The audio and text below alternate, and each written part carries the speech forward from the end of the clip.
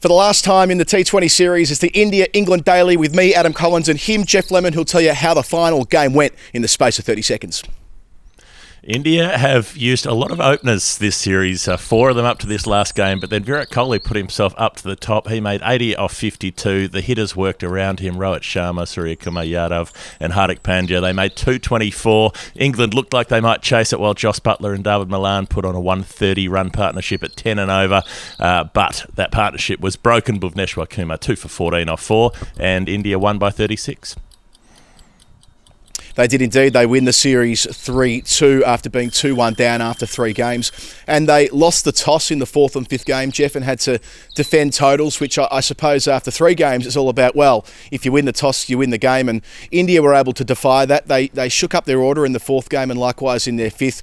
And in that last game yesterday, it was almost the perfect performance with the bat. Kohli being elevated, laying a significant foundation. Then I thought Suryakumar Yadav, it wasn't so much the runs that he scored, it was the way that he started. It meant that they didn't need to regroup after losing their first wicket when Rohit eventually fell. He kept putting the foot down. Likewise Hardik Pandya, which meant they went well in excess of 200, which was always going to be tough to chase for England. Yeah, exactly that. And getting the momentum to actually put up to big first innings scores and sort of break that little hoodoo that had held them back once in a while. But it was interesting the way that they worked the teams around. So India wanted to get Natarajan into the side and managed to do so without dropping any of their bowlers who'd been bowling well. So they dropped Rahul from the top of the order, pushed Kohli up to open. And it's not necessarily the worst idea because he's someone who can do a fair bit of work when he's got a longer period of time. You look at Virat Kohli in T20 internationals, he's got 3 big unbeaten 50s in this series. I think he's got a dozen scores of 70 plus not out in T20Is. So he's never made that 100 in that format, but he's been close so many times. And so having that bit of extra time let him get into that innings and really be the anchor, and that let everybody else attack around him. He was a pretty quick anchor with 80 off 52. But the style of the shots, it's this curious thing where he hasn't made 100 in a year and a half, and so people think he's a bit short of runs, but he's still striking the ball beautifully even when he's not making hundreds. Yeah, sort of to elaborate on that point about the anchor, a term that we hear a lot when in the jargon of T20 international cricket or T20 cricket more broadly. Interesting that Kohli kind of played the perfect anchor role. He batted through the innings.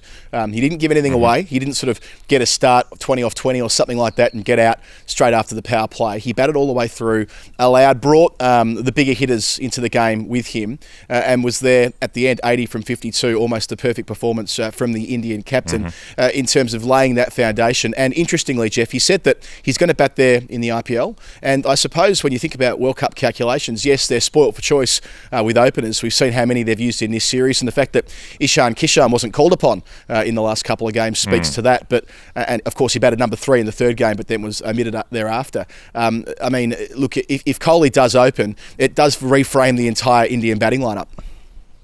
And he's just a different style of batsman in T20 cricket. I think what stood out for me watching his innings last night was the placement again. I would pay to see players who can split deep mid-wicket and long on and land the ball right between them. That's almost one of the most difficult bits of cricket. And I love to see players who are able to do that. He did that so nonchalantly. He hit those gaps. He hit the gaps when he was squeezing the wide Yorkers away. He hit the gaps when Mark Wood was bowling short and Kohli was flicking him behind deep backward square and hitting those gaps. And didn't really need to go aerial a lot of the time because he could find the rope through the field. So there are definitely more destructive T20 batsmen, but in terms of placement, I think he's the best that I've seen in the format because nobody else is quite so surgically precise when they want to beat the field. Yeah, I think the same can be said for Rohit Sharma. His wasn't a brutal innings as far as having to slog across the line. He just played beautifully. The way that he played Mark Wood, especially, Geoff, in the power play, Wood's been so effective in all the games that he's played in the series right up front with the new ball. And Rohit wasn't letting him settle, hitting him, bludgeoning him twice down the ground. But, the timing is so sweet. It's not about trying to pop the ball on the moon for Rohit Sharma most of the time at this stage of his career. He backs his natural ability and he backs his technique. Yeah, the way he took on Adil Rashid early and hit him for 6, that was just easing through the ball, really. Yeah. Those couple of drives from Wood were sort of cannonball shots, the way they went back at the bowler, who had no chance to even think about getting in the way of them. And even the slower ball from Chris Jordan that had Rohit Sharma just waiting back, just having the patience and the time to pick it up, to realise what it was, and then baseball it away over mid-wicket. So, he racks up 64 from 34, the ideal foil. He and Kohli put on 94 in 9 overs at the start, so they're flying along at 10 and over. And it's perfectly set up then for Suryakumar Yadav to come in. Now, we talked about him hitting a 6 with his first ball in international cricket the other night. Well, he waited 2 balls to hit a 6 in this innings, got a single first ball, and then popped his next 2 for 6, if you don't mind. The second of which, the inside-out extra cover drive from the leg spinner, just outrageous and audacious. So he's such a talent. He had 31 from 13 balls, eventually out for 32 off 17, but got off to such a flyer that then Hardik Pandya could come in full of confidence, and he started being able to hit the short ball, which he's had a bit of trouble with the previous couple of games. Yeah, and it took something special to get rid of Suryakumar Yadav, which you might come to in the Hall of Fame, I suspect, Geoff. But yes, the fact that this was an observation made by one of our colleagues on Twitter was that SKY may not get many opportunities to. He'll of course play the IPL, but in terms of playing for India, it's a very packed middle order. He needs to take every opportunity, and that seemed to be the attitude he took when walking out at number 3. Like, well, let's not try and steer the ship towards safe harbour from a good starting point. Let's flip it into turbocharge and really get moving as quickly as possible, and thus the 2 6s as soon as he walked out. He's such an impressive player. And Hardik Pandya, you mentioned the short ball. You look at the statistical breakdown they show on the screen when he's batting. That's meant to be where you bowl at him, almost right at his sternum or thereabouts, where he tends to struggle. But that is where he excelled.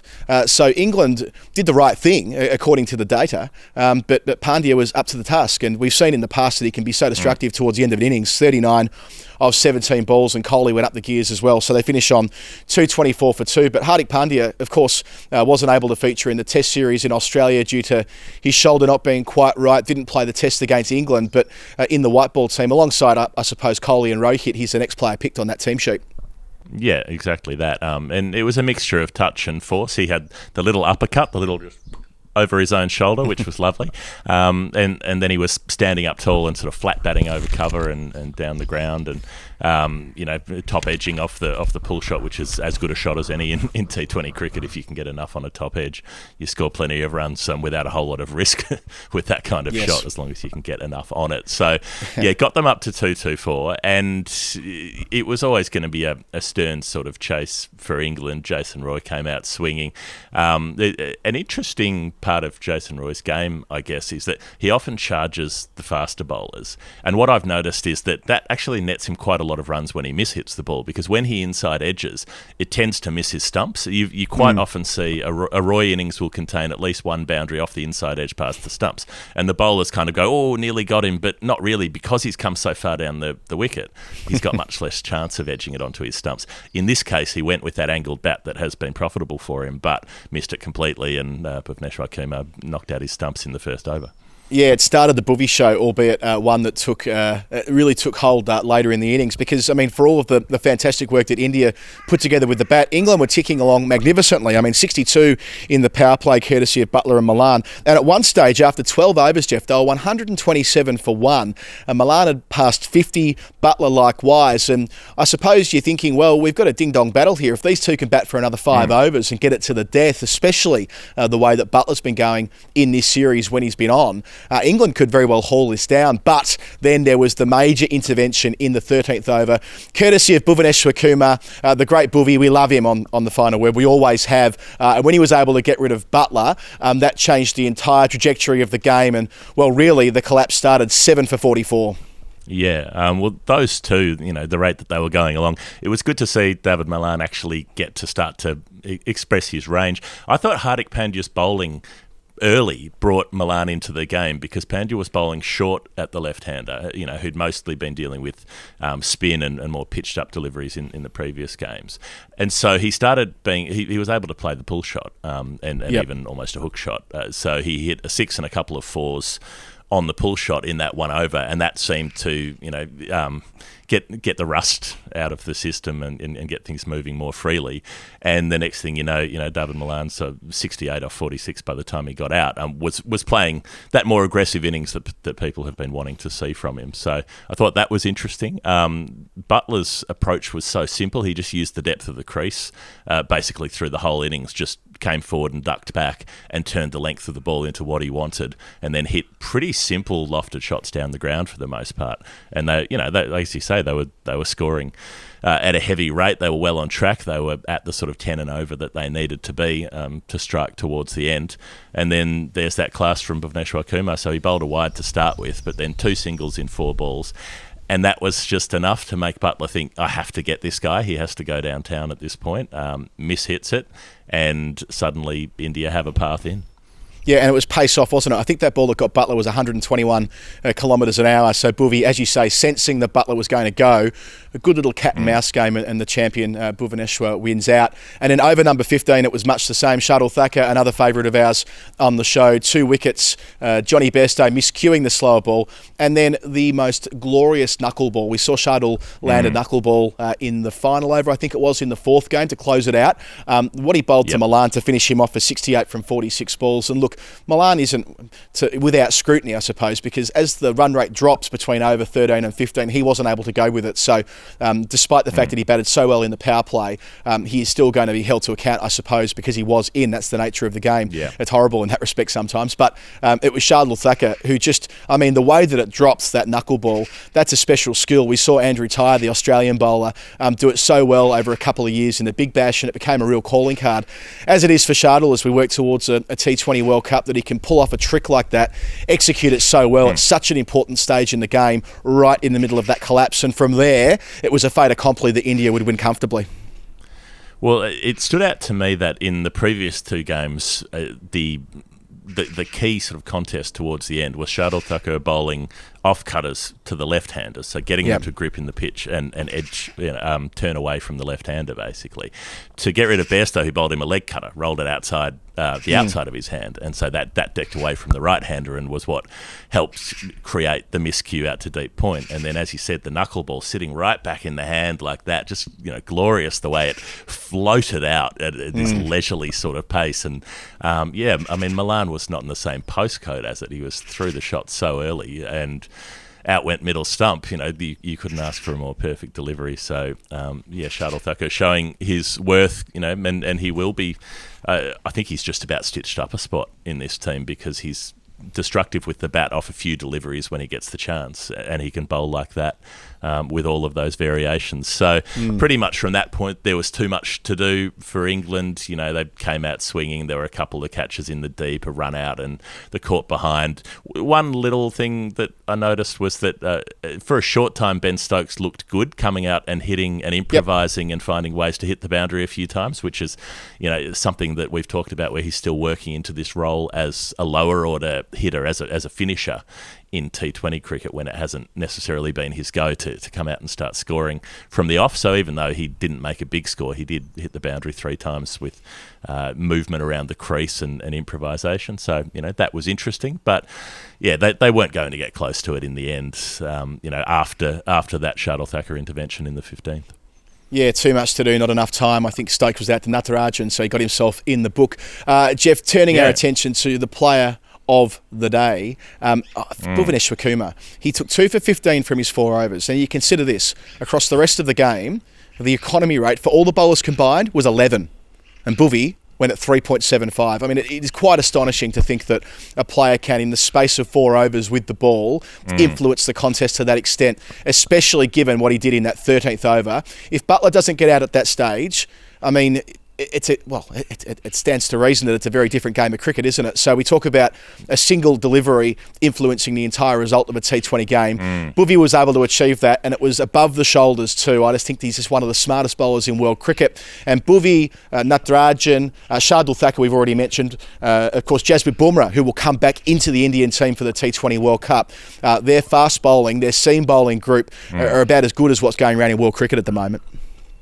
Yeah, absolutely. And even Rahul Chahar, who looks like he should be a fast bowler somehow, just doesn't look like a spinner. I keep expecting him to charge in off the long run. Something about the haircut, I don't know. But maybe if we were having an anti-player of the day, I mean, poor old Chris Jordan, we talked about his series after the fourth match, but add in last night 57 runs off his 4 overs with 14 and a half and over, so he's ended up conceding 198 in the series from 18.5 overs going at 10 and a half and picked up only 4 wickets along the way. So but I suppose what he did do, and it's this experience. No, it absolutely has. But I suppose what he has done, Geoff, and I'll be interested for your perspective on this, with T20 being, I don't know, it's not always about one discipline, is it? It's about doing a variety of things. And that catch from Jordan, which is certainly my Hall of Fame nomination, it wasn't his catch, it was his assist. And Lawrence Booth, of course, wrote about this in Wisden a couple of years ago, saying we should have a category for assists as well as catches in T20 cricket. And I think there's a lot of merit in that because it was utterly brilliant from Jordan, who is...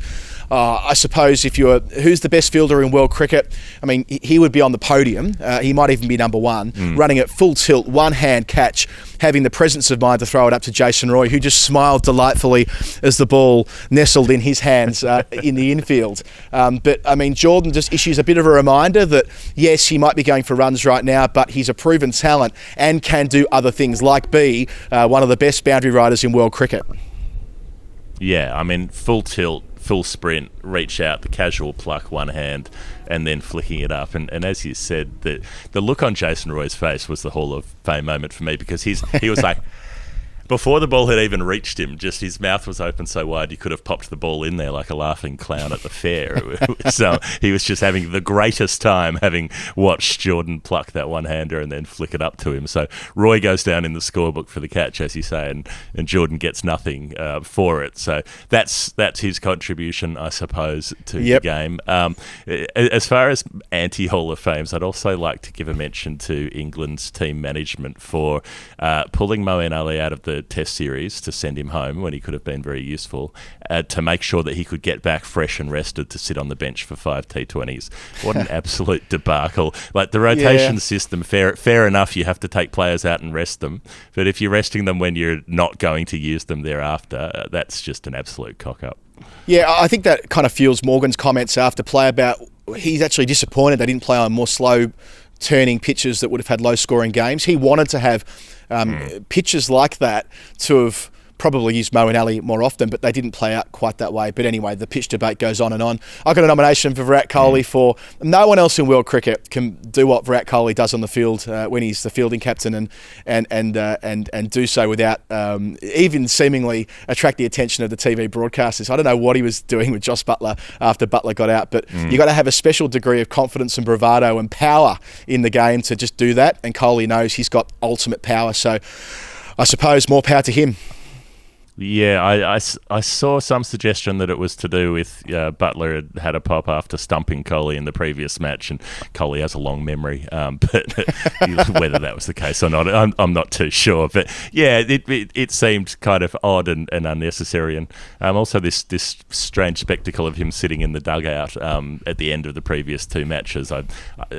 Presumably that's because he's got some sort of injury niggle that he's safeguarding. But there are a lot of people saying that Rohit Sharma should be captaining this T20 side for whatever reason, but they've got the best of both worlds, because Rohit gets to take over on the field, Virat gets to go and sit down on the bench, and so everybody should be happy at that point. And of course, Kohli was also named man of the series for his 3 half-centuries. That might be where we leave it, Geoff. Of course, we'll be back on the India-England Daily. There's one-day internationals. As we always say on the final word, we can't stop, we won't stop. But thank you for your company through the course of the T20s. We've greatly appreciated all of the comments and the new subscribers and people sharing it with their friends and other cricket lovers. It means a great deal to both of us. Adam Collins and Geoff Lemon signing off. India victorious in the T20s, 3-2. Night.